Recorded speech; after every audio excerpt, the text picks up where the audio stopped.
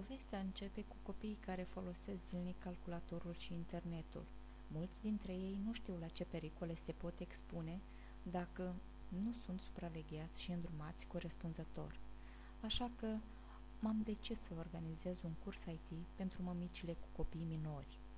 După ce le-am invitat la bibliotecă și am vorbit despre avantajele și dezavantajele internetului, am intrat în tainele calculatorului, am învățat componente și funcții și astfel am înțeles că unitatea CD-ROM nu este suport pentru ceașca de cafea, iar tastatura are multe taste speciale și foarte multe funcții. Cu șoricelul ne-am jucat, am desenat, am scris în Paint, iar cu editorul de texte le-am scris copiilor cât de mult îi iubim.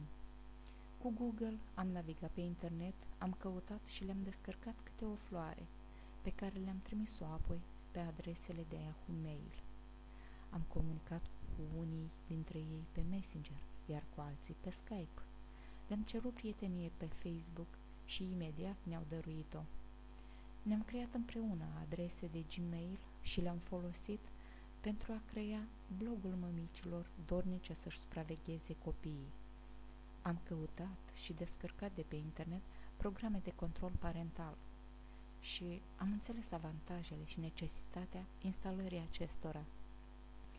Ciocnim vesele șampanie, încrezătoare că totul va fi mult mai bine și cât mai multe mămici își vor putea supraveghea copiii.